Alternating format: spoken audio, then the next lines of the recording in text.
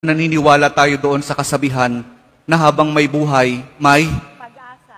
habang may buhay, may Pag-asa. habang may buhay, may Pag-asa. pagsubok. Yan yung pinakamagandang ginawa mo. Alam mo, sa buhay ng tao, ito ma-share ko lang. Sa buhay ng tao, may kasabihan nga tayo, habang may buhay, may Problema. habang may buhay, may Pag-asa. may Pag-asa. pagsubok. Pagsubok. Parating sa atin, yung mga pagsubok. Di may iwasan yan. Oo. Kaya simula yan, may pagsubok yan, dapat ginagawa natin ng paraan yan. Tama. Habang may buhay, mayroong Pag-asa. habang may buhay, may Pag-asa. pagbangon. Kaya habang buhay, may Regalo! may Pagsubok?